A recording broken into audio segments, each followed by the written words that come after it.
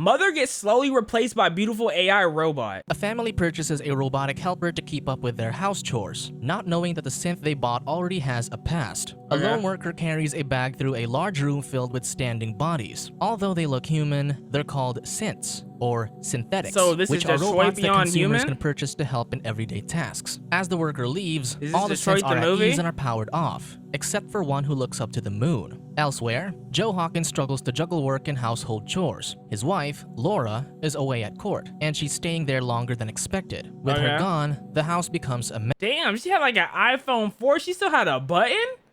When was this made? Oh, 7? Damn.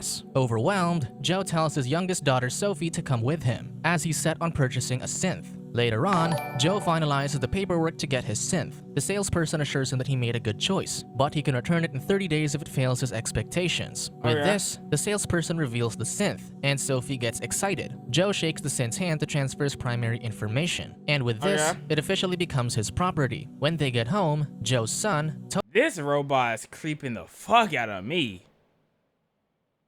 This robot made me feel uncomfortable. Am I the only one? Toby gets struck by the synth's beauty. However, his eldest daughter, Matilda, remains unimpressed and sarcastically laughs when she finds that Joe didn't inform their mom about getting a synth. Suddenly, the synth asks what everyone would like for dinner. Joe chuckles because he's finally relieved from that task. Meanwhile, Laura decides to go home early. He's replacing his wife. She realizes that their community is filled with synths. At home, Matilda and her friend, Harun, make fun of their neighbor's synth. Suddenly, Laura arrives by the front gate. So the racist? We over here making fun of robots now? Oh my god, this is why the AI is gonna take over the earth and then humans are gonna get turned to slaves, man. Oh. Instantly pissing off Matilda. Once she enters the house, Laura gets surprised that everything's in order. Sophie and Toby greet her, but Matilda barely shows any enthusiasm. Suddenly, the synth walks into the room and greets Laura, She looks much so to her creepy. surprise. Seeing her reaction, Joe signals his wife to talk privately. Laura is upset that he didn't consult her about it, so she wants Joe to return the synth. However, Joe argues that she's barely around, so they need help around the house. With no choice, Laura walks back into the living room and I guess he's he can't be a house husband. I guess raising children and taking care of the house is harder than you thought. Respect housewives, okay? asks the kids what the synth's name will be. Sophie suggests Anita, and everyone agrees. With this, Joe confirms the name through the tablet, and Laura asks the synth for her name as confirmation. When she replies that she's Anita Hawkins, look at her eyes, they're too green. Imagine this is what waking you up at night. Like, hey, you wet the bed, John? You should probably go to the bathroom, I'll change your sheets. No. Laura becomes unnerved. Unbeknownst to the couple, Anita was part of a group of runaway synths. 5 weeks earlier, she hid in the woods with her lover Leo and their friends Fred, Max, and Niska. Halfway through their journey, Niska was about to run out of power, so Leo told everyone to make camp while he and Max looked for more fuel. Suddenly, something moved in the bushes. I'm just glad we have Negroes in the show, but if they end up getting clapped, I'm gonna get pissed. So Leo alerted everyone to run if it was the man they were avoiding. Fortunately, it was just a fox. After this, the group split up to do their respective tasks. Hours later, Leo and Max returned to the camp, but no one was there. Just then, they saw a group of men carrying Fred, Niska, and Anita into a van. Hey, if they all get captured, I'm cool with that. But failed to save his friends. At present, Laura... What the hell? Was that the to a van. Leo tried to run after them, but failed to save his friends. Oh, At okay. present, That confused Laura the hell out of me. unpacks her luggage and pulls out a photo album. She checks to ensure that no one's around before hiding it in the closet. Suddenly, Anita enters, offers to unpack her luggage, but Laura refuses. Meanwhile, what the fuck is happening?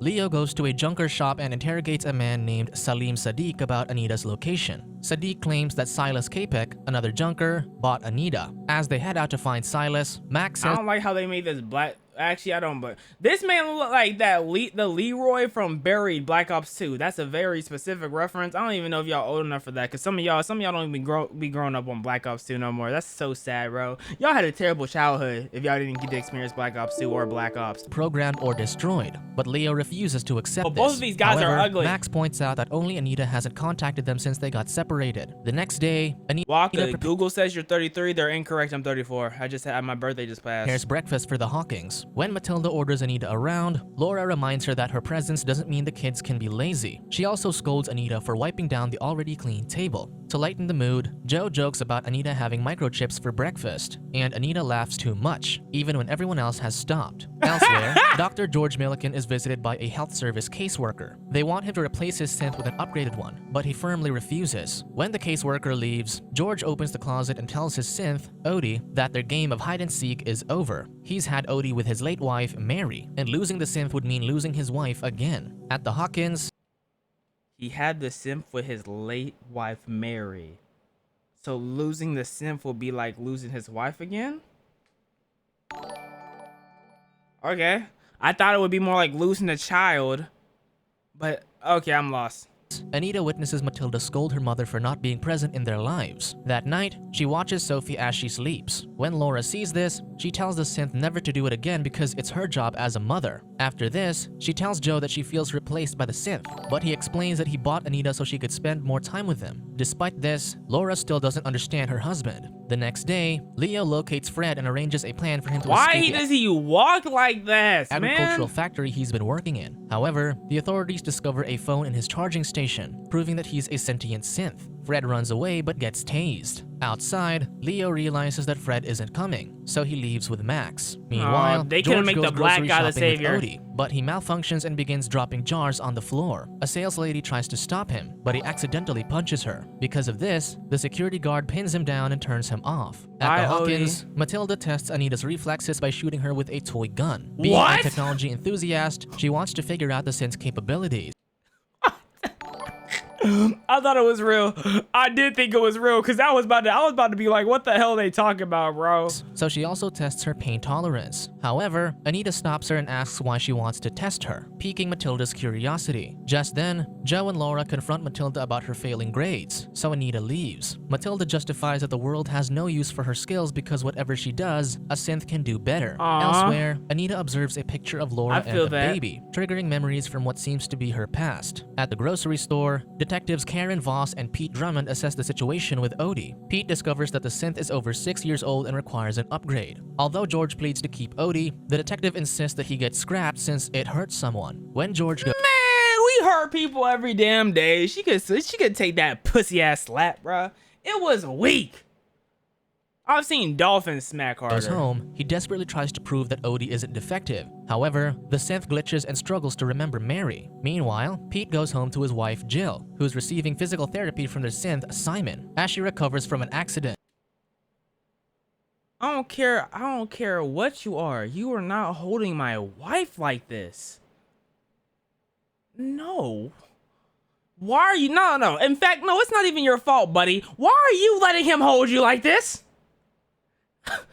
What are you doing? I can't get mad at him. I can get mad at you, though. What the hell? Pete feels uncomfortable with this, but he knows that Jill needs it. At the Hawkins, Laura realizes that Sophie favors Anita over her. She reminds Anita never to touch her daughter, but the synth explains that they're not even permitted to touch humans without permission. Elsewhere, Leo and Max head to a brothel where Niska works. One black guy Leo still decides fine. to go by himself and immediately finds Niska's booth. Once they're alone, they warmly embrace each other. Niska prepares to leave, but Leo can't take her with him just yet. Considering the conflict with Fred, it'll be dangerous to blow her cover now. Leo is concerned about the group's safety, and it doesn't help that they have no contact with Mia, which is Anita's true name. Niska is disappointed that she has to stay, but has no choice but to comply. She then tells him to press the button to leave since I'm pretty sure there was a scene of us checking out strippers in Detroit too.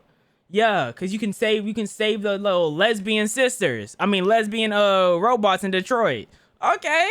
requires human body heat, revealing that Leo is human, not a sentient synth like them. Fred gets taken to the laboratory, where a scientist is human. She then tells him to press the button to leave since it requires human body heat, revealing that Leo is human, not a sentient synth like them. Okay, so the person trying to gather them all are actually... Okay, that's kind of cool. That's just like,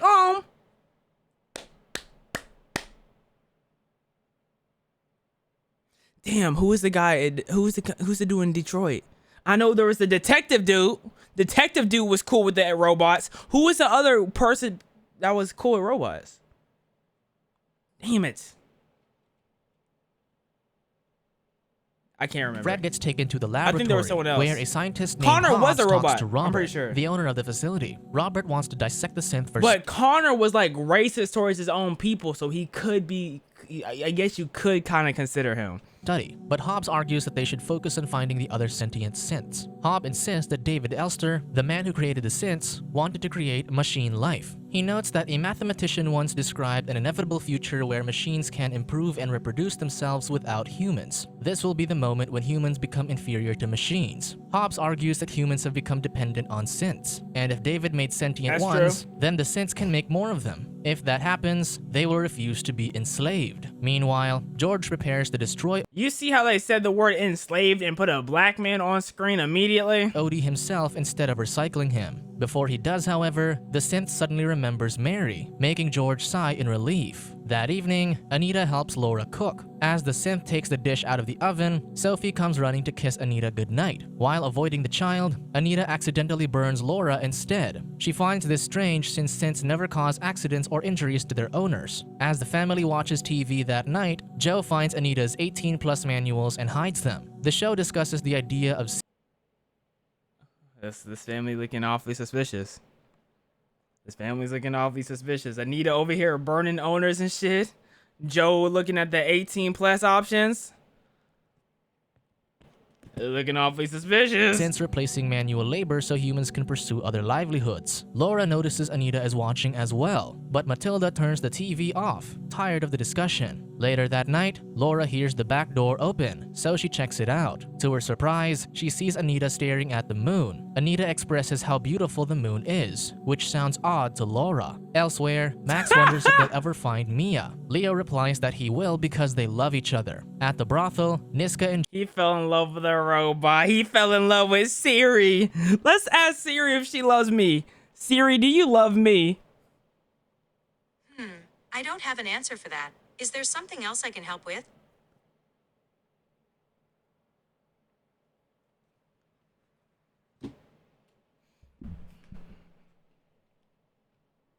endures another night of being used by random men. As the night progresses, Anita watches Sophie while she sleeps. Once again, she gets flashbacks of her past when she got trapped in a car underwater. After this, Anita carries the sleeping Sophie in her arms and kisses her while carrying her down the street. The following morning, Laura goes to Sophie's room and finds her daughter's wet pajamas. What? Wait, hold up. You took... What? No, okay, I'm kind of confused. However, Sophie insists that she didn't have an accident. After this, Laura goes to the kitchen and finds Anita's soaked shoes. At the laboratory, Hobbs peers through Fred's mind and sees a recurring memory of Anita swimming underwater. Okay. Meanwhile, Pete tries to meet the needs of his disabled wife. Despite his efforts, Simon is better at the job, and even Jill says that the synth knows what she needs. Elsewhere, Leo and Max try to find Silas. Max questions his existence and wonders if it were better if he wasn't conscious. However, Leo replies that their late father made them for a reason, which isn't to be a mere design but to be family. Hearing this paints a smile on Max's face. Yeah, you, no matter how much you smile, Max, that's not gonna fix that dirty ass hairline you have there. It don't matter how much you smile, buddy.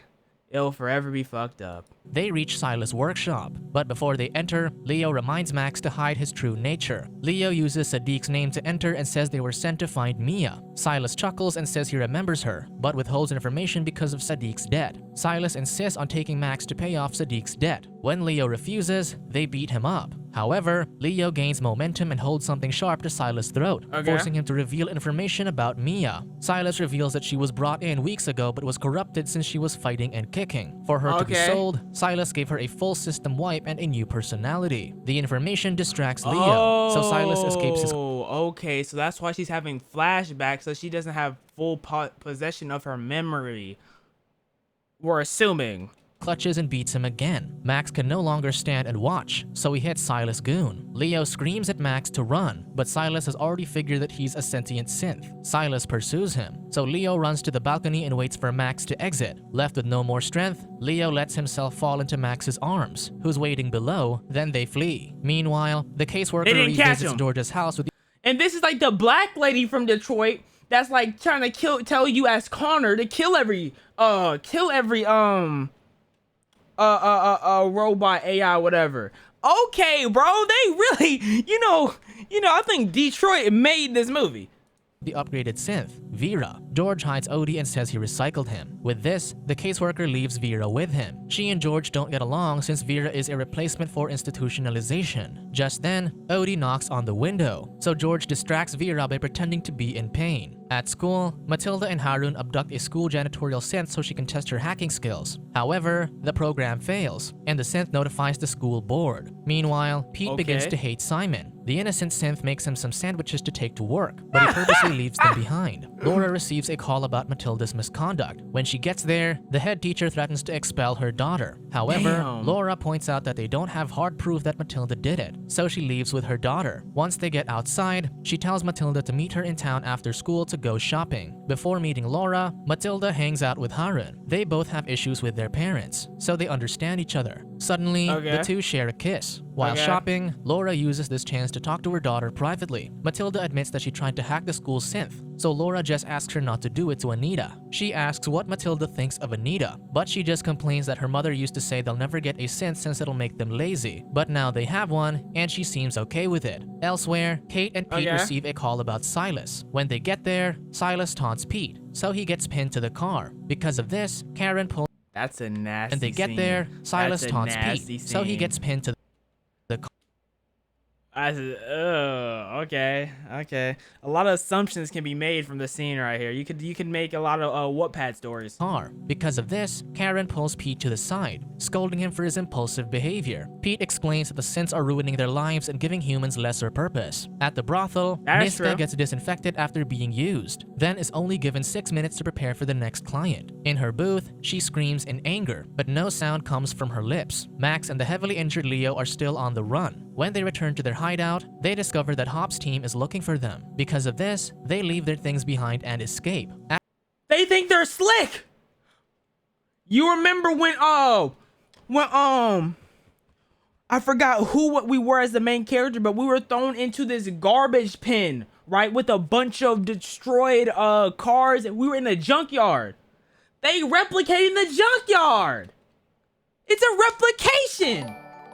They discover that Hop's team is looking for them. Because of this, they leave their things behind and escape. At the Hawkins, Laura notices Anita acting odd, so she confronts the synth, only to discover that she's holding a spider. Being an arachnophobe, Laura accuses Anita of knowingly scaring her, but the synth promises never to forget that she dislikes spiders. Still, Laura gets more paranoid about the thought of Anita's consciousness. Joe finds this annoying and insists that Anita is a mere machine. Meanwhile, Vera gets too strict on George and threatens to tell the agency if he refuses to cooperate. George discovers that he's not Vera's primary user, so he can't alter her settings. He once contributed to creating the synths, but what he sees now is a disappointment. Just then, Odie switches the lights on and off in the shed where he's hiding. Before Vera could notice, George pretends to go to sleep so she could go to her charging port. Once the coast is clear, he visits Odie and tells him to go into energy saving mode. Suddenly, Vera follows George to the shed, but luckily, he's already hidden Odie. While everyone's asleep, Toby goes downstairs to get some water, but his eyes land on Anita, who's in her charging port. He feels the urge to touch the synth's chest, but Anita suddenly activates, saying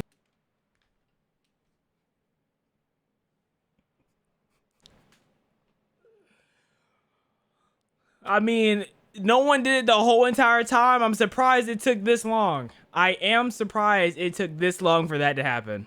I'm not gonna lie to you. that she has to report any physical contact to Joe, her primary user. Thankfully, no contact was made, and Toby sighs in relief. In the brothel, Niska meets a new client. He's an old man who seems shy in expressing his request. Niska encourages him to be transparent, but to her surprise, he wants her to act like a scared child. Unable to take it anymore, Niska refuses. This angers the man, so he... What?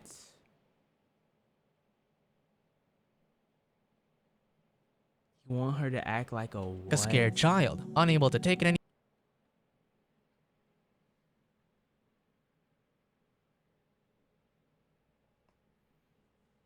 Okay. Okay. Anymore, Niska refuses. This angers the man, so he chokes her. However, all the pent-up rage causes her to fight back, and she chokes the man to death. Niska figures that there's no other choice but to escape, so she quickly dresses herself and leaves. The woman by the front desk stops her, but Niska threatens her with a knife, and she passes out. Before leaving, she cuts her nape and takes out a chip. Detroit Beyond Human? Like what? The next morning, Max realizes that Leo is dying, so he inserts a charging device into a light bulb socket and pulls out a wire under Leo's lacerated skin. Once he connects this to the charging device, Leo instantly becomes alert, revealing that he's a synth-human hybrid. He's a hybrid?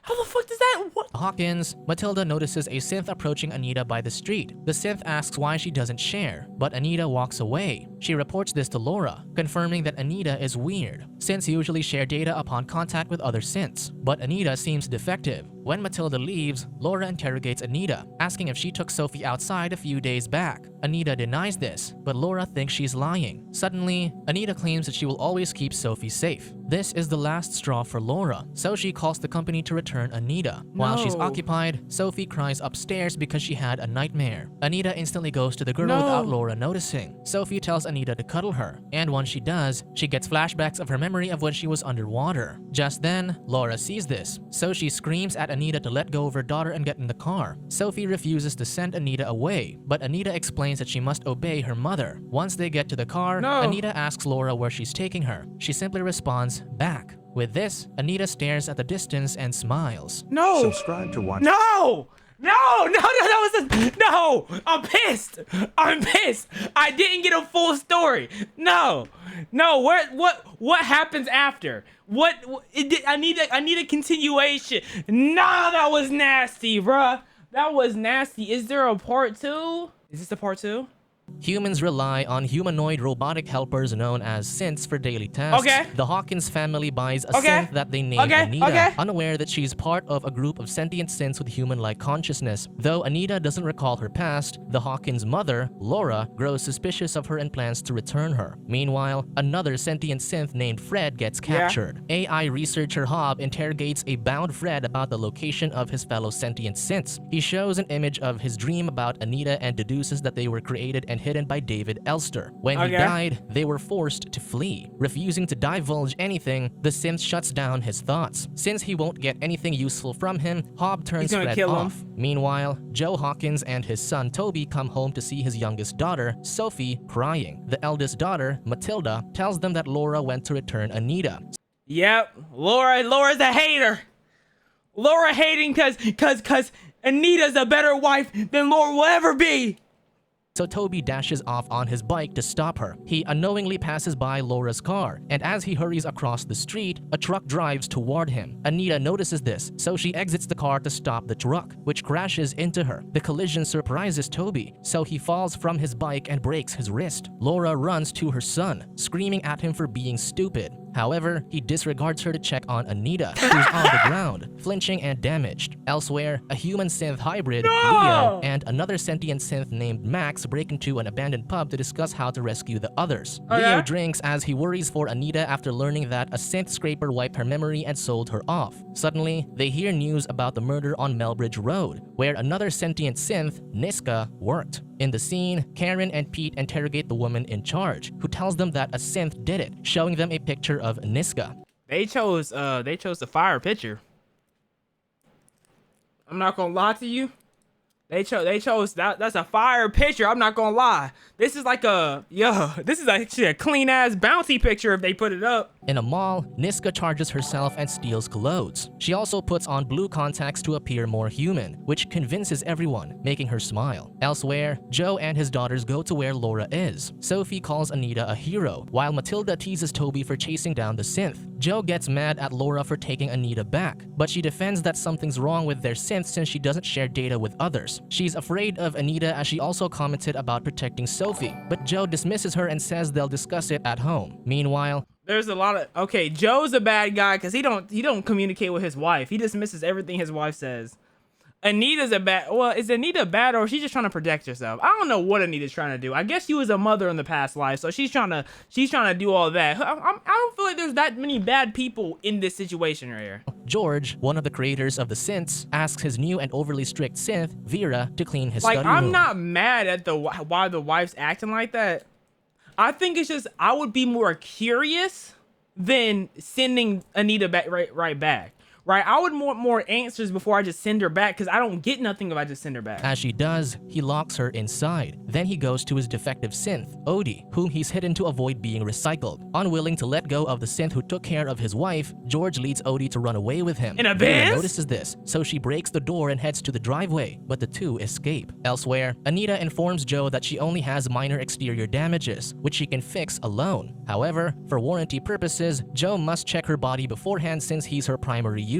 Despite feeling awkward about this, Joe takes her to the garage, where Anita instructs him to take off her clothes and report the damages to the insurance company. Okay. However, Joe can't do it, so Anita removes her clothes instead. During Okay. this, Toby goes to the garage to peek. Joe notices cracks on Anita's shoulder and hip. This confirms her self-diagnosis, so she starts the repair. However, Joe starts to feel tempted, so he reminds himself that nothing he sees is real. Toby, Joe. who's listening by the door, leaves when he sees his mother approaching. When Joe walks out of the garage, Laura is already staring back at him. At the brothel, Karen explains What to the happened? chief how a synth acted angrily like a human and What took happened? the anti-theft chip out of its nape. The synth also talked about how humans mistreat synths. Hearing this, the chief decides to cover up the crime as an accident caused by an illegally modded synth. Hobb has already made a deal with him, so he tasks Karen and Pete to capture Niska discreetly. Furious about this, Pete heads out and confronts Hobb, accusing him of working for the manufacturers who are covering up that their synths are killing people. Pete insists that people have a right to know about the threats that these synths may bring. However, Hobb explains that this is an isolated case, and they don't want to cause panic. Yep, if it only happens once, it can never happen again, guys. Remember that. If it only happens once, there's no way it'll happen twice or 3 times. That's how I felt about school shootings. You know, I'm like, oh, someone shut up at school? Okay, it's only happened once. Okay, it's not gonna be too crazy. This won't get out of hand. 4 years later, like, what? Seeing this, the chief warns Pete that refusing to comply will cost him his job. Suddenly, a reporter tries to get a statement from Pete. When he continues to persist, Pete throws him down the stairs. Because of this, he gets suspended from work. Meanwhile, Leo and Max observe the crime scene and speculate that Niska is responsible. They reckon that she'll be in the emergency rendezvous, so they head there. At the Hawkins, Laura explains to Joe that Anita took Sophie out of bed the other night. However, when Joe asks the synth, she denies this, stressing that synthetic devices can't lie. Okay, who are y'all believing? Your wife or the synthetic robot? Now, before y'all answer, remember, when you ask the AI robot on Snapchat, what's the closest food place to you, right? They tell you the closest food place. And then when you ask them, how do you have access to my address? They're like, I don't have access to my address. I'm gonna just keep that book. Could y'all, robot, wife, robot. The hot, sexy robot. I don't care, monkey. My wife. Robot for real. Trusting robot is crazy. I'm not gonna lie. Trusting a robot is crazy. I don't know if I could trust a robot over my wife. This makes Laura seem paranoid. Joe reminds Laura that Anita saved Toby's life, so she should appreciate that. After this, Laura heads to the living room, where Anita and the kids are playing. Toby refuses to talk to her, while Sophie won't let her join the game. Toby's where so Anita ugly. And the kids are playing. Toby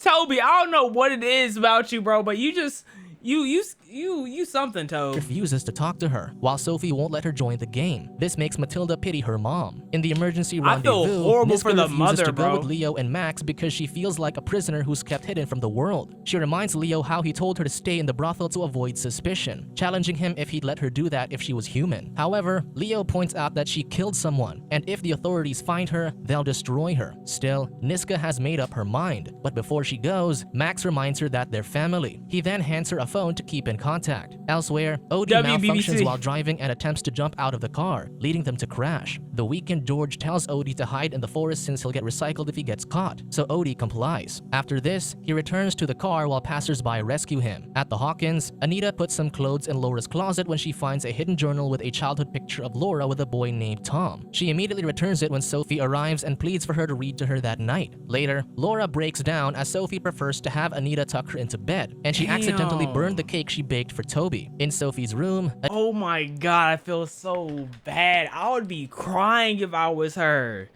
Cause you're the thing, she's the breadwinner, so she's the one doing all the working. She come back home and she gets replaced by a robot. Oh my god. I'll feel broken. Anita persuades the girl to let her mom tuck her in, understanding how Laura is upset. When Sophie agrees, Anita fetches Laura, who immediately goes to read for her daughter. While she does, Matilda listens from her room and recites every word. Before she leaves, the girl tells her that Anita convinced her to let her read that night. Laura tries to mask the pain, while Matilda frowns as she overhears this. In the kitchen, Laura sees Anita baking the cake that she failed to make. Still, she thanks her for saving Toby. Meanwhile, Niska goes home with a man named Greg, whom she met at a pub. To her surprise, he doesn't want to simply bed her and wants to know her as a person first. Okay. However, when she goes to the bathroom, she finds used hair ties. She concludes that Greg is married, so she grabs a knife to kill him for tricking her. However, What? she catches Greg arranging some toys since his daughter came over for the weekend. Realizing her mistake, Niska bails. She was about to she was about to kill the nigga. This woman's crazy. No, she's insane. She's insane. Leaving Greg confused as he sees a knife on his couch. Meanwhile, Matilda approaches Anita while everybody else is asleep. Wanting to know what the synth is hiding, she tampers with her codes, triggering Anita into gaining consciousness. She grabs Matilda's wrist and begs for her help before returning to a blank expression. The next day, Laura interrogates Anita, thinking that her odd behavior is caused by illegal modification. She checks if the synth can feel pain, so she pricks her palm with a toothpick. However, Anita suggests a better spot to prove that she can't feel pain. She takes the toothpick and sticks it into her eye, making Laura squirm in disgust. After Anita takes it out, Laura asks how the synth knew she was upset about not tucking in Sophie the other night. Anita explains that she's designed to interpret human emotions, but Laura knows that synths shouldn't be able to understand emotions on that level. Exactly. Recalling when Anita said she would always look after Sophie, Laura accuses her of questioning her parenting. Anita replies that she was misinterpreted, but it's evident that she can take better care of Laura's children since she's quicker, can never be tired, and is never forgetful, angry, or intoxicated. However, she can't love them as Laura does. Okay. Suddenly, Anita looks into the distance and asks who Tom is. Hearing this, Laura threatens her never to say that name again, unaware that her husband is listening in. Who's Tom? What is happening? Who's Tom? Who is Tom? Meanwhile, Matilda posts the codes from Anita's system on a hacker's website, asking if anyone understands them. Coincidentally, Max filters the internet for any information about Fred and Mia, which is Anita's real name. He bumps into Matilda's post, so he immediately alerts Leo, confirming that it's Mia's root code. Although they can't find the address, they narrow the post to its server and discover that Mia might be in London. Elsewhere, Hobb discovers that the brothel used to hire Silas Capek as a modder, so he interrogates the man in prison. He shows Silas photos of Niska and Anita, but the man only knows the latter, whom he modified and sold. He adds that another man, Leo, was also looking for Anita weeks ago, and their conversation led to a fight. He stresses that Leo is human, but the synth he was with is sentient. Because of this, Hobb calls his men, telling them to make Leo the focus of the investigation. He's such a snitch. Meanwhile, Pete argues with his wife Jill when he prioritizes a call with Karen instead of joining her for breakfast. At the Hawkins, Matilda checks on Anita, but the synth doesn't recall pleading to her. Laura eavesdrops on them, so Matilda confesses that she tried to hack Anita and the synth asked for help like she was scared. Later, Laura learns from a coworker that a potential client named Mrs. Kennedy threatened to sue a company that threw her synth out of a theater. She claimed that her synth had human rights, but the firm declined her case. Do synths have human rights, Chad? Do they have human rights? Are they human? Should we treat them as such? However, Laura seems interested. Meanwhile, Jill tells Pete that she's no longer happy in their relationship and thinks some time apart is better for them. Pete argues that he's suspended from work, so he has nowhere to go. He accuses his wife of getting influenced by her synth, Simon, whom he's been uncomfortable with since he arrived. Pete pins Simon to the wall, but Jill yells that they'll lose the deposit if he damages him, so he lands his fist on the wall instead. At the Hawkins, the kids head out, so Joe seduces his wife to have some intimate time. However, Laura says she needs to attend to something at work, leaving him alone. Toby and Matilda go to a house He wanted some time. She wants to go to work, so she said leave him alone. There's only one more person at the house. There's only one more. party where Toby is greeted by a girl named Caroline. Meanwhile, Matilda avoids her friend, Harun, due to their kiss a few weeks back. Later, Caroline kisses Toby and asks to go somewhere private. However, he rejects her since he likes someone else, so Caroline leaves, disappointed. Meanwhile, You rejected somebody. You got balls, man. I will admit, you got balls to be rejecting. however, he rejects her since he likes someone else, so Caroline leaves, disappointed. Meanwhile, Joe grows suspicious of his wife, so he persuades Anita to tap into Laura's car's anti-theft tracking device to know where she's headed. When A Bonnie has been discovered. Thank you, Orlando, for the gift of sub. I really appreciate it. Oh, thank you, Orlando. she does, he asks her to search the residents of the street for any Toms. Anita reports that there's one man named Thomas, so Joe decides to follow Laura. Just then, Anita places her hand over Joe's, advising him not to do it. However, Joe takes his hand back and says that she can't possibly know what he feels. Suddenly, Anita reveals that his wife went to see her client, Mrs. Kennedy, breaking her ethics code to prove Laura's innocence. Meanwhile, Laura She went to see her client, Mrs. Kennedy. So that means Laura's not going to cheat. So really, Anita trying her best.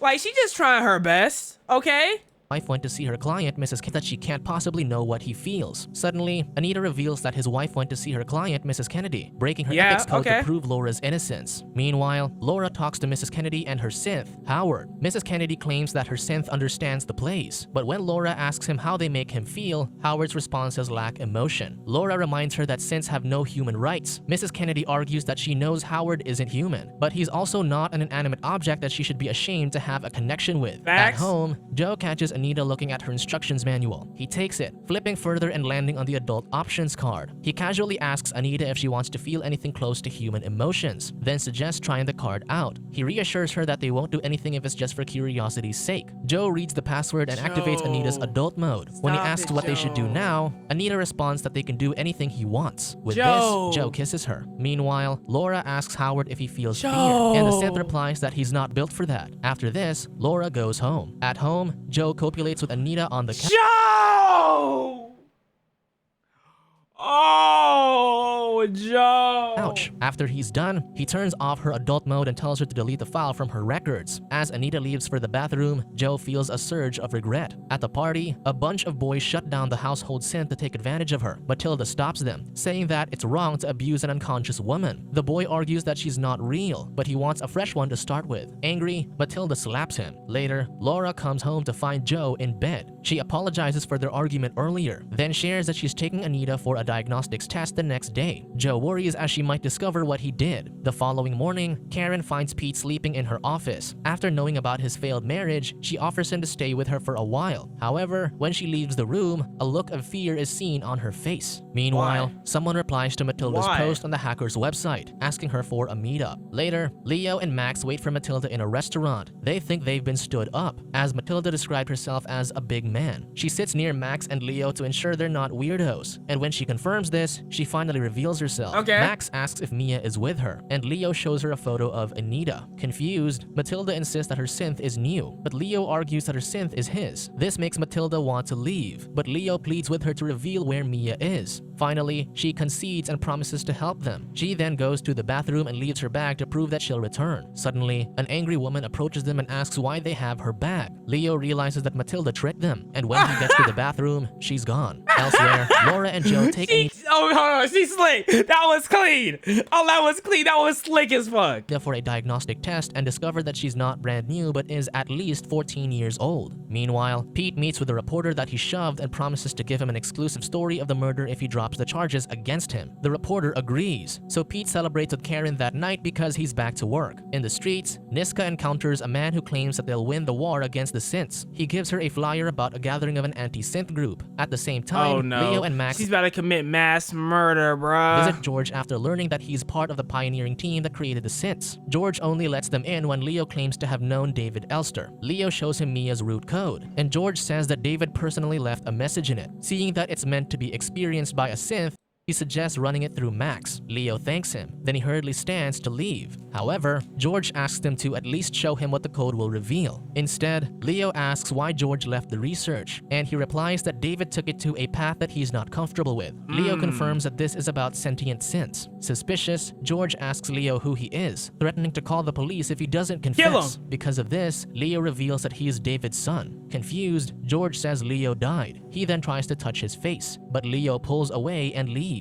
Meanwhile, Niska goes to a smash club where people take turns in destroying synths while the others cheer. She pays to destroy a synth, but when it's her turn, she attacks the human crowd instead. As Niska goes rogue, one man calls the police. Meanwhile, she's a fucking idiot, bro. She's so dumb. I hope she dies. DNA test on Fred's backpack and finds that the closest DNA match is David Elster. His assistant tells him that a woman is hitting humans in the Smash Club, so Hobb heads there. In the Smash Club, Niska attempts to free the synths, but they're defective and cannot process her instructions. Because of this, she grabs a nail gun and puts them out of their misery. Suddenly, Hobb appears, so Niska runs. Elsewhere, Leo tries to run Mia's root code in his system, but Max stops him. He reassures Max that this is only a message from their father and it won't hurt him. As the program runs, Leo starts to feel it in his system. He sees a big tree, then tells Max that he saw life. Meanwhile, Niska barricades herself in a room at the Smash Club. Leo calls her and says that David hid a program in their heads that will unlock all the synths' abilities to be sentient. However, it needs all 5 of them to run it. Determined to accomplish this, Niska opens the door and holds one man hostage. She manages to get away from Hobbs' men, then attaches the man's hand to the wall with a nail gun before escaping. At the Hawkins, Joe wants to get rid of Anita, but Laura wants to keep her until they discover what's happening. Meanwhile, Karen prepares the couch for Pete to sleep on. Man has sex with the robot and then wants to get rid of her. What type of logic is that, bro? L-men. KAM. After this, she goes to a room and locks herself inside. She then sits and pops her mouth open, pulling out a bag that contains everything she ate and drank. She throws it away, revealing that she's also a sentient synth.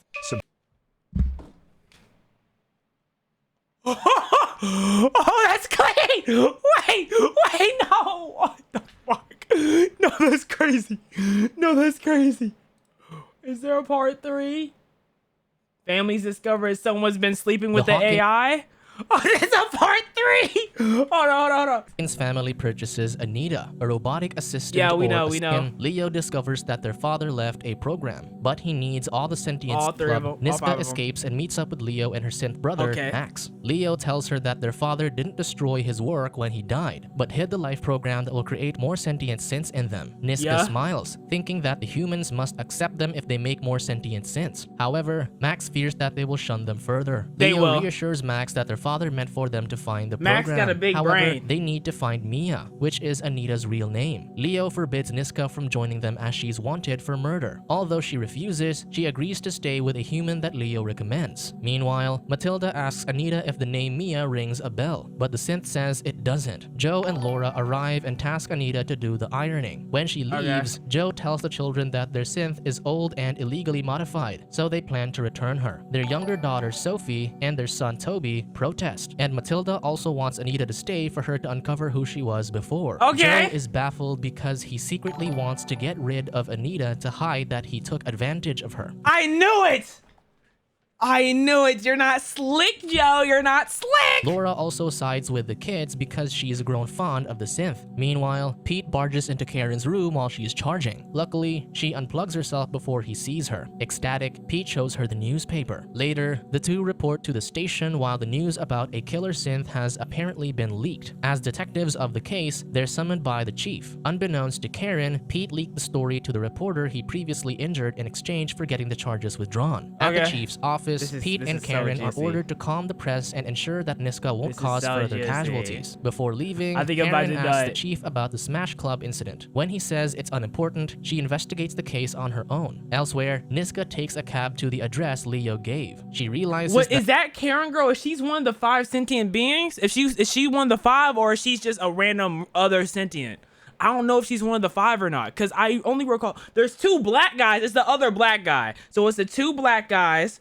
It's her It's Mia and it's the boy. Never mind. It's not her. She's just another sentient one. That she got injured at the Smash Club, causing her side to leak. Shortly after, she arrives at the address and meets Dr. George Milliken, one of the first synth creators. His synth, Vera, detects that Niska is a synth, but the latter denies this. When Vera leaves, Niska admits that David Elster made her. George understands that she's a sentient synth like Max, who visited him with Leo recently. Meanwhile, a curious Matilda contacts Leo again. With her parents arguing over Anita, she answers the door and finds that her father has already called the manufacturer to return the synth. Taking the risk, she quickly drives away with Anita to take her to Leo. When Leo finally sees Anita again, he embraces her, but Anita doesn't recall him or Max. Right away, Leo and Matilda try to decipher the codes that might trigger Anita's consciousness. Why is Melita so smart? Like, what? Why is she such a fucking nerd? Why is she so good at hacking? However, this causes her to glitch. This upsets Leo, so he looks into Anita's eyes, hoping she'd remember who she is, but to no avail. Elsewhere, George questions how David created consciousness, so Niska shares that he made her using 17,000 pages of unique code. She rants about how people who know about them see them as a threat. George admits to thinking that way too. He shares that when he discovered that David wanted to make sentient synths, he questioned him about it. Offended, David removed George from his future projects. However, George can't deny that he's looking at the greatest creation man has ever made. He then mentions the message Leo showed him, and Niska fiercely claims it's the key to the future. George comments that David made Niska combative, but she argues that her experiences shaped her. When he asks about these experiences, Niska dodges the question. Elsewhere, Pete gets notified that he don't want to know. He doesn't want to know that she was forcibly had to have sex for like a few weeks.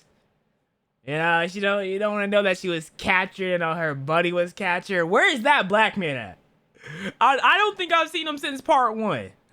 His wife's assistive synth is at the end of its rental period. He meets with Jill to tell her about this, but she doesn't want to return Simon. She guilt trips Pete, saying that she relied on the synth when she couldn't rely on her husband. Meanwhile, Karen meets with a man who has a video of the attack at the Smash Club, where she sees Niska. At a laboratory, Hob, a scientist who's after the sentient synths, presents a recording of Niska and Leo's call to synth manufacturing executives. Although the executives believe that Leo Elster died when he was a boy, Hob suggests that he's alive. He adds that David succeeded in creating true AI, and more are out there. Learning that the so-called life program needs all sentient synths, one of the executives commands Hob to destroy Fred, the only sentient synth in their custody. However, Hob seems torn by that order. Meanwhile, don't kill Fred. Leo I don't even know who Fred is. Wait, Fred's the black guy. Don't touch Fred! As he tears up in frustration, he demands Matilda to take Anita back home. Despite this, Matilda immediately goes through Anita's diagnostic log when they arrive home, still believing that Mia is in there. Toby arrives just as Matilda discovers that the adult options were used. She accuses Toby of it, and the commotion alerts their mother. When Laura learns what happened, she scolds Toby, but he denies the accusations. Suddenly, Anita enters the room, and Toby realizes the truth. Before Laura calls the shop to confirm the diagnostic logs, he admits to sleeping with Anita. Laura gets disappointed, so she Not Toby looking out for his dad is crazy. Hold on, Toby, if I was you, I would. And I don't know if I'm doing that, Toby. Toby, you crazy. Toby, you crazy for that one, bro. Oh my God, he about to blackmail the hell out of his father. If I know I would, I'll blackmail the fuck out of my dad. Sends him to bed. I'm gonna blackmail him and then snitch. Says they'll talk in the morning. Not long after, Joe comes home, and Laura tells him what Toby said. Nervous, Joe suggests that he talk to their son about it instead. The next day, a jogger runs into Odie, George's old synth whom he set free in the woods to avoid being recycled. The jogger reports this to the police, and Pete receives the call, recognizing the synth as he's handled Odie when he glitched before. However, when he goes to pick him up, Odie has left. Meanwhile, Leo dreams about being under 077 cheered. X140. Do I think Melita could be a hybrid, like synth, like Leo? No, she can't be a hybrid because that's their child.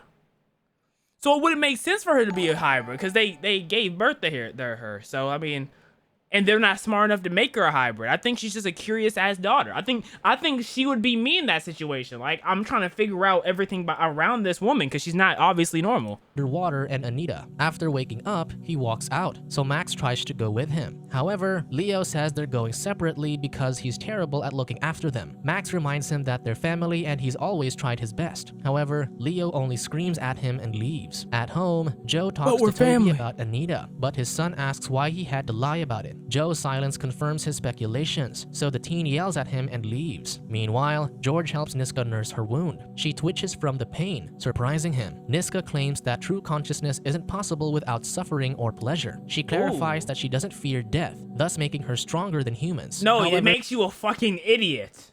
You went to a rumble that was like 1v20. 30, you're not smart. The man counters that she can't truly live without fearing death. Suddenly, Pete visits George to discuss Odie, so Niska grabs a pair of scissors for protection. When the detectives start searching the house for Odie, Niska hides. Just as Pete is about to open the room where she is, Vera arrives, distracting him. He asks her if other synths have visited lately. She mentions seeing Odie before he disappeared but doesn't bring up Niska. With this, Pete merely finds George for not returning Odie when he was ordered to. He then comments about George's affiliation with David Elster, This is fire, bro.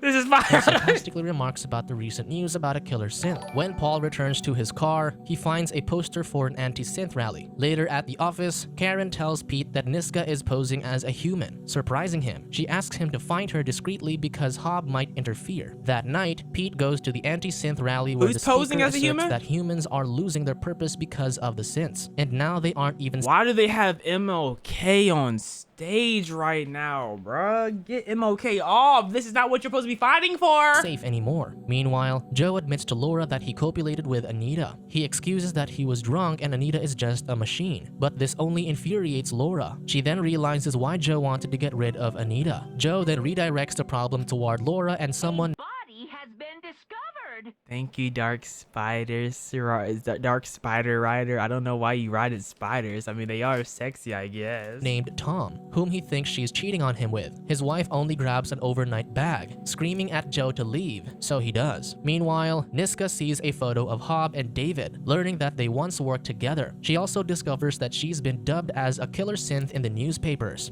Yeah, did she not realize what's going around her name? At the lab, Hob shows the executives a burnt lump, which is supposedly Fred, claiming that it's the only way to be sure it's destroyed. The next day, however, Fred wakes up in Hob's house.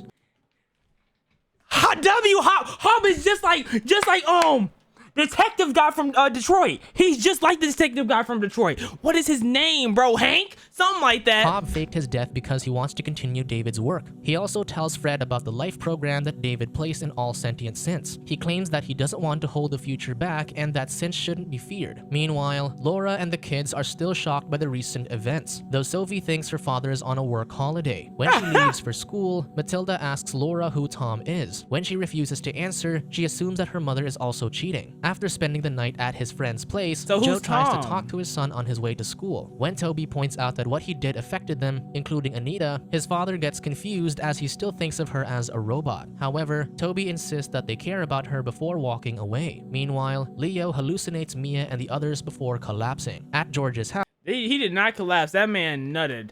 walking away. That Meanwhile, man Leo nutted. hallucinates Mia and the others before collapsing. I recognize that face, bro. That is not hallucination. That's not passing out. That's a, so you feel what I'm saying? Thank you, Orlando Jose, bro, for the sub. Collapsing. At What George's do you mean house, you're getting into bed? It is 6:14 on the East Coast. Where do you live? 11 p.m. UK time? Who's in the United Kingdom in here? 6:15 going to sleep is crazy. I don't care what you say. Niska is vigilant about the man now that he knows she killed someone. However, he's sure that she won't kill him because she likes him, although she doesn't state it. George explains how part of being human is non-vocal communication, which is why he also knows she regrets what she did. Niska justifies her crimes, and although she wants to seem ruthless, George can see her guilt. Suddenly, someone rings the doorbell, and it's Odie. At home, Toby regrets confronting his father, thinking it'd be better if everyone thought he was the creep instead. His mother assures him that it wasn't his fault. Meanwhile, Fred doubts Hob since he has armed men guarding the house. Hob explains that Fred must agree to help him before he trusts him. Fred then recounts when his father gave him an injured fox. He healed the fox and freed it, but David doubted him. He couldn't understand why he underestimated him until he realized that human minds couldn't comprehend that their own creations could surpass them. With this, he knows that Hob underestimates him too. Suddenly, Fred punches through the door and chokes the guard from outside. Damn! He then takes the man's gun and shoots Hob and his men with electromagnetic bullets to escape. Meanwhile, George tries to— Oh, no, not Hob. I actually had faith in Hob.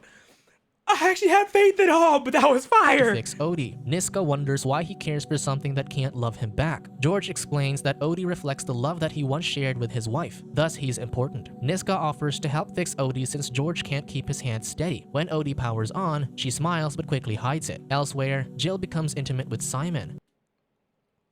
Big shocker. This was such a surprise. I did not see this one coming. But the synth is predictable, and it doesn't excite her. Meanwhile, Laura worries because They both of the cheaters are regretted.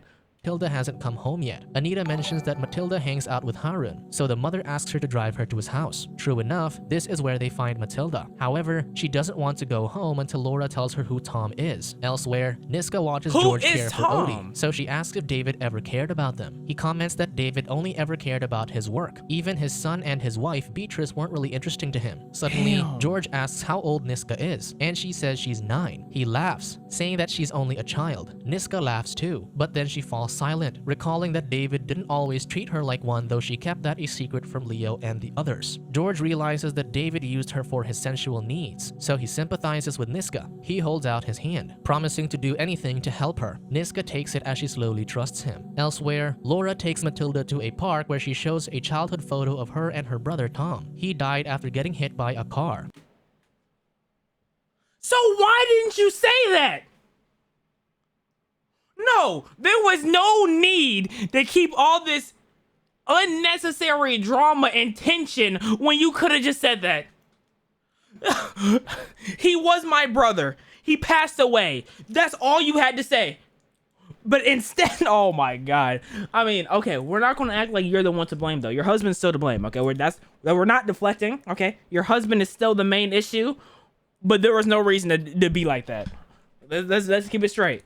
And Laura blamed herself because she was supposed to be watching him. Her mother never forgave her, and Laura admits that her mother is still alive and that she visited her recently. Her mother wished Laura had died instead, convinced that she let Tom die on purpose. This caused Laura to cut her mother off, so she went through her adult life claiming that she was an only child with both her parents dead. Matilda asks why she still visited her mother, so Laura explains that she felt like she was losing Matilda. She hoped that if she made amends with her mother, she would also understand her daughter. Matilda reassures her that she'll never lose her. On their ride home, Mia suddenly breaks through Anita, gasping in the backseat and forcing Laura to pull over. Mia tells Matilda that Anita's personality identifies her as a rogue code and is trying to delete her. She asks Matilda, Wait, I'm lost. Wait, I'm confused. What just happened?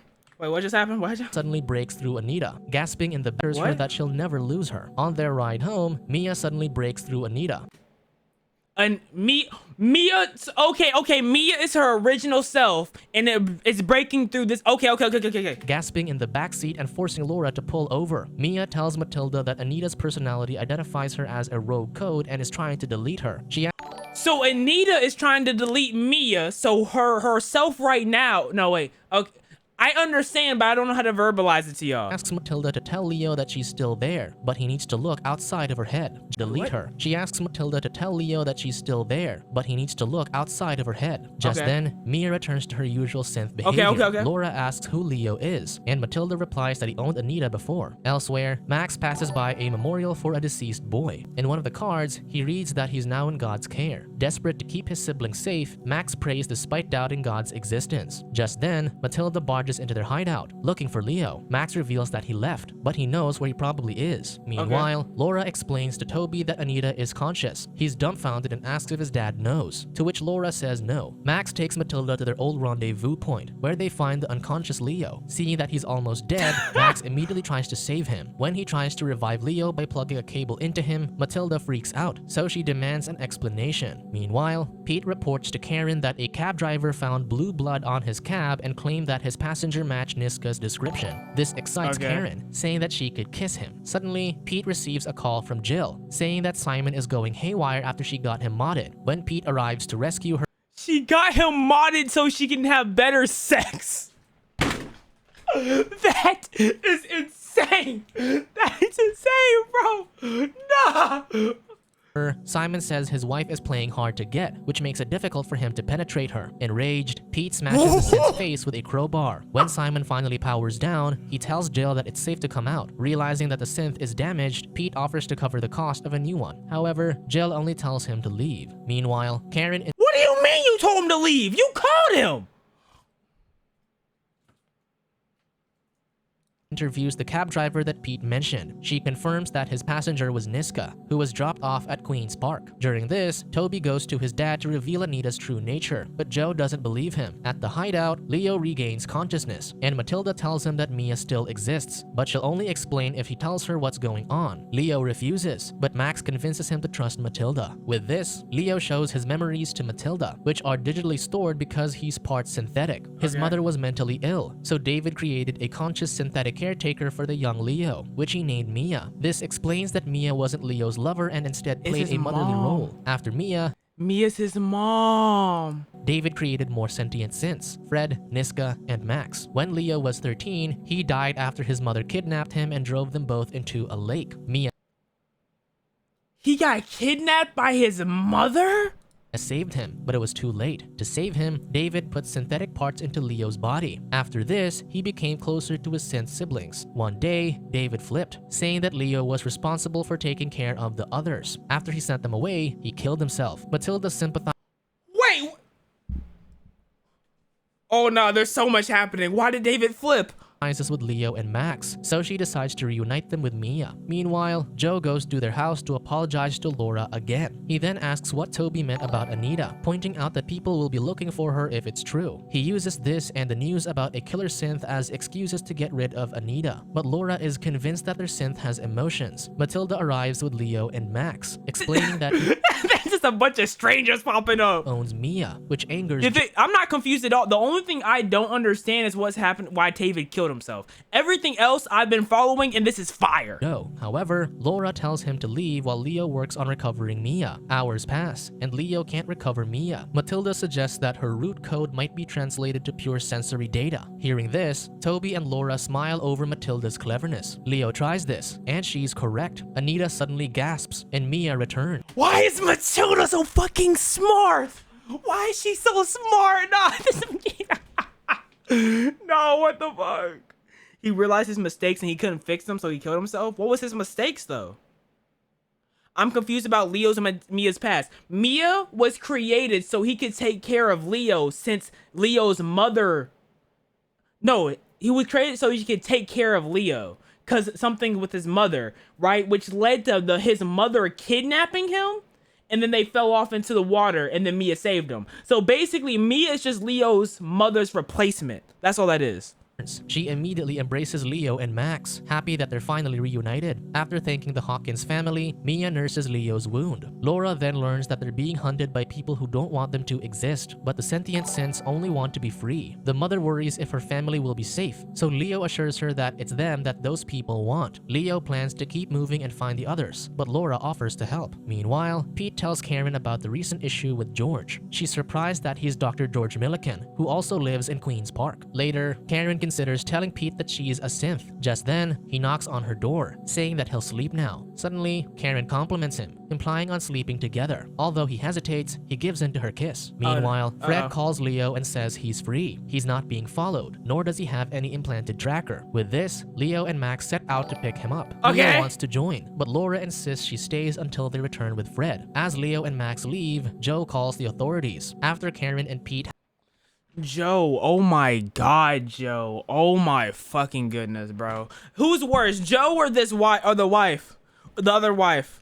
Who is worse, Joe or this guy's wife? I don't know, bro. They are both terrible. She says she's leaving and might not return. This is why she wants Pete to know that he's her favorite person, and she wants him to remember that. Pete gets weirded out, but he agrees anyway. Suddenly, she reveals her charging port and her blue blood. Realizing what she is, Pete runs away. Elsewhere, Leo and Max get pulled over by a cop. As Leo deals with it, he finds Hobb and his men arriving, so he drives away. They get cornered, so they abandon the car, but Max can't keep up because he's low in power. When they reach the bridge, Max decides to sacrifice himself so Leo can escape. Leo warns that he'll sink in the water. You are black, you don't need to sacrifice yourself for the white man. And die, but Max replies that if he dies, it means he lived. With this, he allows himself to fall into the water. With no time to mourn, Leo escapes while Max accepts his fate, taking comfort that his family will soon be together. Subscribe to watch more videos like this.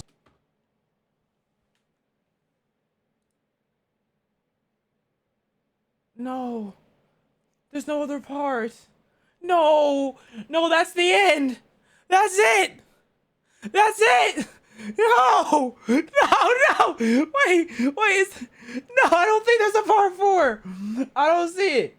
I don't think there's a part 4 over here. No. Karen recalls how synth creator David Elster created her and introduced her to his synth children. However, seeing her made Leo emotional, so David threw her out of the room. At the Hawkins house, Laura finds Mia worrying about Leo, sympathizing with the synth since she sees the man as her son. She also sympathizes with how Mia was trapped in Anita before, but the synth assures the woman that she understood the meaning of family through the Hawkins. Laura thinks they're not the best example, and as she tears up, Mia comforts the woman. Joe then arrives, begging Laura to allow him to be their children's father. Unaware that he reported Leo to the police, she agrees, but he'll be sleeping on the sofa. As soon as he enters the house, Mia holds out her hand to greet him since she hasn't met him before as Mia. Joe then awkwardly shakes her hand. After tracking down clues, Karen heads to Dr. George Milliken's house, one of the pioneering synth creators, as she knows that he's hiding Niska. Karen forces herself into George's house, surprising Niska as she recognizes her. She then reveals to George that David created her to replace his deceased wife, Beatrice. When Leo rejected her, David took her to the woods to be destroyed. However, he didn't push through with it, so Karen went into hiding. Niska explains that they didn't look for her because David told them that she was dead. He also killed himself that day. If they'd known she was alive, then she would have been with them by now. However, Karen doesn't want to be part of their family since she wants to cease to exist. She gives Niska a pistol loaded with 4 bullets, explaining that her root code prevents her from killing herself as Beatrice did. Karen believes that being able to feel only gives them pain since they're an experiment gone wrong. However, Niska explains that David left them a program that can create. So David realized that they were able to they feel like a human, like they're 2 sentience? Is that why he killed himself? I'm so lost. More sentient synths, which will earn them their place in the world. Karen views Niska's goal as a threat to humanity, so she points her gun at her. Niska walks out, and Karen follows her. Thinking she's about to be attacked, Karen fires her gun, only to end up shooting Vera, George's assistive synth. Finally, she finds Niska, but just as she's about to shoot her, George intervenes, saying that her life can still change. However, Karen accidentally pulls the trigger when Niska suddenly speaks, and she ends up shooting George. Shocked, Karen leaves. With his last breath, George tells Niska to flee before the police arrive. Niska wishes to save him, but she's forever grateful for the human who gave his life for her. Karen, oh my god, not George! Even Vera got George. Even George got Vera to act right. Oh my. After she leaves, Odie, George's defective synth, comes downstairs. Before George passes away, he provides him with little comfort by retelling the moments they shared with George's deceased wife. Elsewhere, Leo meets up with Fred, another of his sentient synth siblings who recently escaped from Hob, a scientist pursuing the sentient synths. He tells him about Max's sacrifice, but Fred assures him that they can recover his body and repair him. On their way to the river, Leo receives a call from Niska, notifying him that she left George's house because it's not safe. With this, Leo tells her to meet them somewhere. Unbeknownst to Niska, she's being tracked down by Hob. At the Hawkins residence, Mia notices Laura is uncomfortable around her husband. Knowing that it's because of what Joe did to her as Anita, Mia tries to make amends, but Laura doesn't blame her since Anita had no control over her functions. Matilda and her brother, Toby, dislike having their father around since they know what he did, but their younger sister, Sophie, happily greets him. Suddenly, Niska arrives and reunites with Mia, who introduces her as her sister. Meanwhile, Fred calculates where Max might possibly wash up. Leo doubts that his calculations are accurate, but Fred proves him wrong when they find Max on the... Fred has been flexing ever since he got out of that arrest. He told Hob, you underestimate the ability of us, got that nigga's neck, got his shotgun, started spraying. Now he talking to Leo like, hey, stand back. I know what I'm talking about. Oh my god. God, Fred is raw. The shore, just as he predicted. At the Hawkins, Niska tells Mia about Karen but asks her not to tell Leo as it might only distract him. Shortly after, Leo arrives with Max and Fred. Joe helps bring Max inside while Fred gets rid of the car. Joe is so away, fake, the operation bro. to save Max commences. Leo and Mia direct the Hawkins family on how they can help while Matilda tracks Max's energy reserve. They start to worry when it keeps on draining. Eventually, with Niska's synth fluid and everybody else's assistance, his energy reserve increases. Now they only have to wait. I just realized the fluid is the same thing as Detroit too. It took me like an hour to realize, but the fluid is literally the same as Detroit. Until Max gets a 13-hour charge. Then they can try rebooting him to know if he'll still work. Later, Toby plays football with Fred. Joe joins them, and he uses this time to casually apologize to his son. Meanwhile, Sophie plays with Niska, making her temperament toward humans soften further. Matilda, on the other hand, tries befriending Leo. However, since he last showed her his memory to prove who he and his family is, Leo has grown upset that he had to relive the bad moments. Matilda apologizes, but Leo says that perhaps he needed to share them too. Meanwhile, Hob investigates George's death. When he gets to his car, Karen is already in the back seat, explaining that George's death was an accident. Hob recognizes her as the detective on Niska's case, but Karen tells him to look deeper. He then realizes that she's Beatrice, but Karen replies that she's not and David only created her to replace his dead wife. Revealing herself as one of the sentient synths, Karen volunteers to help capture the others as long as Hob promises to kill her when everything is over. Why? Why are you such a hater? You just like his wife that drove off into the water, huh? That's why you're a hater. You just like his wife. She explains that she wants to help because they never should have been created in the first place. At the Hawkins, just a like police his officer wife. arrives. Joe talks to her, and everyone overhears that he called the police on the sentient synths last night. This angers Leo, but Mia defends that he would have done the same to keep his family safe. As Joe caused trouble again, Laura distances from him further. Later, Mia urges Laura to but it looks like he talked his way out of the situation because Joe is understanding, like, okay, yeah, okay. Joe, you still an ass. We still don't like you, but you're trying to redeem yourself, I guess. tell Joe about Tom, her deceased brother. She adds that Joe loves her, but the secret is a barrier to their marriage. However, Laura dismisses her advice. During dinner, the atmosphere— Yeah, that's a good question. Why haven't you told your husband about your dead brother that he's been worried about this whole time, thinking you were cheating? Why haven't you done that? I don't understand. Sphere is clearly stiff. Why is that a Laura secret? wonders what the synth's plans for the future are, as they won't last forever. Niska says they will, so Mia asks Leo what she means. Leo hesitatingly explains the programs David left them, which can provide consciousness on other synths. This makes the humans uneasy. Later, the synths discuss their options. Since the Hawkins know of their plan, Niska urges her siblings to leave once Max is fully charged. The next day, they try to power Max up. However, his mind has been without power for too long and has become defective. Leo says they've lost him for good, but they can still activate the program that David left. Just before— What if Matilda just comes out of Matilda comes out of nowhere and starts hacking and starts fixing it up? I get so hyped, bro. Thank you, Captain Knuckles. Before they can, Laura and Joe see Niska in the news as she is wanted for murder and harming people at an anti-synth rally. With this, they take Sophie away from Niska and tell the synths to leave. Leo asks to let them fix Max first, and Matilda and Toby side with them. However, Laura and Joe want them out, thinking they're a threat to their family. Mia reasons with Leo, telling him to just leave. Right away, Leo gathers his things but finds Karen in the kitchen, still attached to his mother's memory. Leo goes with her when she holds out her hand. The other synths stop him, and Niska reveals that Karen once tried to kill her. As Leo hesitates, a SWAT team suddenly barges inside with Hob, who arrests the synths. Hob brings the synths to his lab, where he binds them in preparation for tests. Meanwhile, the Hawkins think of a plan to save the synths. How? Matilda suggests extracting some of Leo's digitized— Okay, I don't know if I've been tripping, but she kind of look like Bad Baby from the side. If it's not Bad Baby, she reminds me of somebody, bro. I can't put my finger on who she looks like. memories from his laptop, as they can use this as leverage. However, their devices have been surrendered to the police. At the lab, Hobb links all the synth's minds, hoping to uncover Karen, you a David's bitch. program. Leo tells the others to go through with it, as this might be their last chance at saving Max. With this, all 5 synths work together to understand the program. However, they fail and soon realize that they need Karen with them. Suddenly, the research executives enter the laboratory, surprised upon seeing Fred since Hobb had them believe that he was destroyed. Instead, he made alterations to Fred's program, making him the primary user. With this, he pitches his idea to create sentient but obedient synths for humans who want to be loved as well as served. Loved as well as served.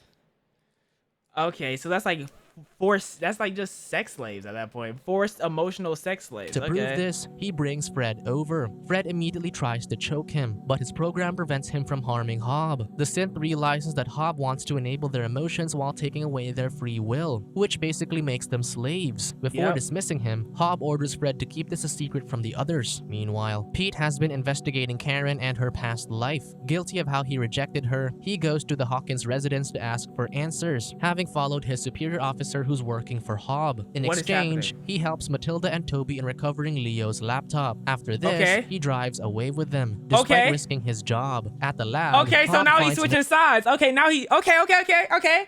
no reason to keep all of the synths because he already has David's program. However, he's determined to keep Leo to figure out how David created a hybrid like him. Because Leo isn't entirely human, the law doesn't acknowledge his rights. This makes it legal for Hobb to run experiments on him. Just then, Hobb receives a call, so he leaves the lab. Unbeknownst to him, Karen overheard their conversation, so she enters the lab to talk to Leo. She believes that he deserves a shot at life because he's part human. However, my God. Leo argues that the other synths have lives too. He tries to appeal to Karen's humanity, which he explains is a quality, not a state of being an actual human. He reasons that she's just like them. Hearing this lights her face up, but she retracts her smile and abruptly leaves. Yeah, honestly, bro, I wish you would have shot yourself back at the place with the blonde lady was there. But no, you had to kill George.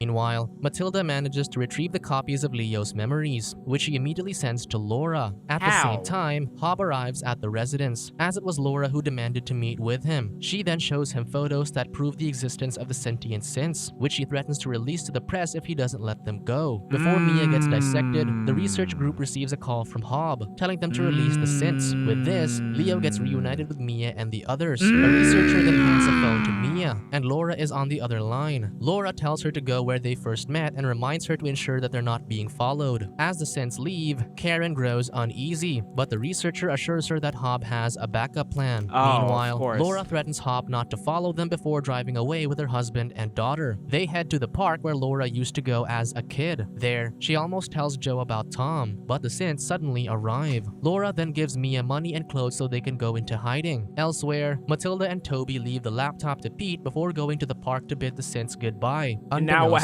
To everyone, Hobb has placed a tracker on Fred, so it takes little time for the police to arrive at their location. Coincidentally, there's an anti-synth rally in the city, so they utilize the crowd to escape. They manage to hide in a nearby church, and Toby mentions that he noticed Fred zoning out and glitching earlier, so Hobb must have done something to him. As Leo attempts to ask Fred about it, the latter attacks him out of nowhere. However, Joe turns him off before things escalate. Shortly after, Leo calls Hobb so he can reach Karen. During the call, he tells Karen to join him and the others at the church. When Hobb asks what Leo said, Karen simply claims that he said goodbye. Elsewhere, Pete goes with one of Hobb's men to return the laptop. However, he sees Karen, so he gives the laptop to the man and follows her. At the church, Laura finally tells Joe about Tom. It took you long enough.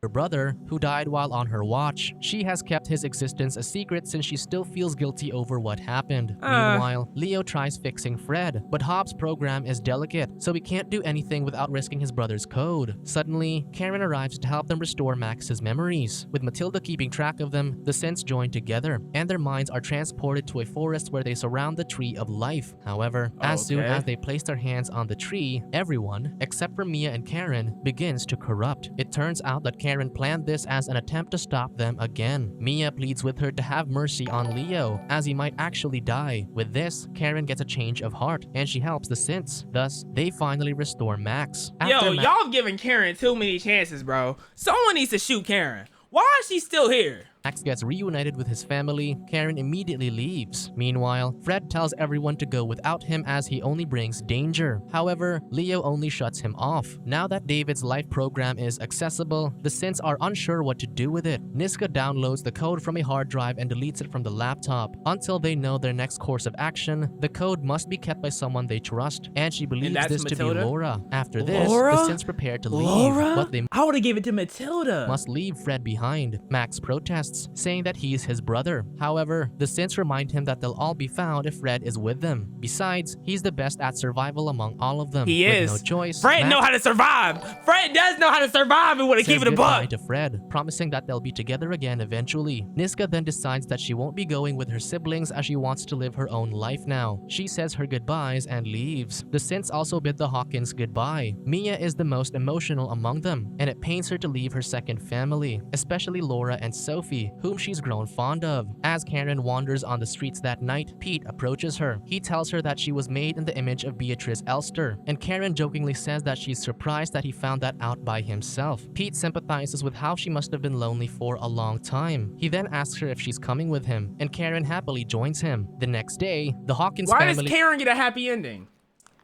Why can't she get hit by a train? resumes their usual routine. Matilda is on her computer, Joe and Toby are playing video games, while Sophie pretends to be Mia by dusting the place. Just then, Matilda notices that one of her hard drives is missing. Laura doesn't think too much about this, but then her speculation starts growing stronger. Aboard a train, Niska heads to an unknown location, and in her hand is Matilda's missing hard drive that might contain David's program, giving her the power to create more sentient synths. Subscribe to watch more Okay. videos like this. If that's where it ends at, that's a better ending, right? That's definitely a better ending. Okay, I'm satisfied.